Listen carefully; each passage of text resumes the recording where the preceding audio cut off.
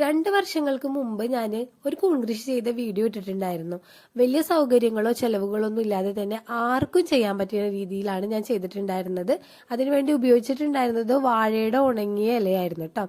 അപ്പോൾ സ്വാഭാവികമായിട്ടും അതിന്റെ ഡീറ്റെയിൽ ആയിട്ടുള്ള വീഡിയോനേക്കാൾ കൂടുതൽ വെറും 30 സെക്കൻഡുള്ള അതിന്റെ ഷോർട്സ് ആണ് ഒരുപാട് പേരിലേക്ക് എത്തിയിട്ടുണ്ടായിരുന്നത്.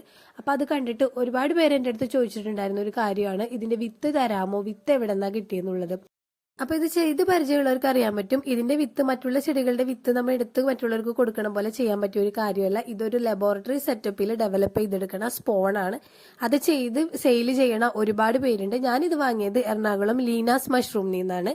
അതൊരു അത്യാവശ്യം ഫേമസ് ആയിട്ടുള്ള ആളുകൾ തന്നെയാണ്. അപ്പൊ അവര് നമ്മൾ കോൺടാക്ട് ചെയ്ത് കഴിഞ്ഞാൽ അവർക്ക് കൊറിയർ ചെയ്ത് തരും. അതുപോലെ തന്നെ പിന്നെ ഒരു സംശയം ഇതിന്റെ ഗ്രോയിങ് മീഡിയ ആണ്. ഞാൻ ചെലവ് കുറഞ്ഞ രീതിയിലും പെട്ടെന്ന് എല്ലാവർക്കും കിട്ടുന്ന ഒരു സാധനം എന്നുള്ള രീതിയിലാണ് വാഴയുടെ ഈ ഇല എടുത്തിട്ടുണ്ടായിരുന്നത്. അത് നമ്മുടെ വീട്ടാവശ്യത്തിന് ചെയ്യാം അല്ലെങ്കിൽ പരീക്ഷണാർത്ഥം ചെയ്യാന്നുള്ള രീതിക്ക് മാത്രം ഞാനത് സജസ്റ്റ് ചെയ്യുള്ളൂ. കാരണം ഒരു ഇച്ചിരി ബുദ്ധിമുട്ടുള്ള പണിയാണ്. ഒരുപാട് ഗ്രോ ബാഗൊക്കെ നമുക്ക് അത് വെച്ചിട്ട് നിറക്കാൻ പറ്റുമെന്ന് എനിക്ക് തോന്നുന്നില്ല. അപ്പൊ അങ്ങനെയുള്ളവർക്കാണെങ്കിൽ വൈക്കോൽ എടുത്തിട്ട് അത് നമ്മൾ അണുവിമുക്തമാക്കിയിട്ടൊക്കെ വേണം എടുക്കാനായിട്ട്.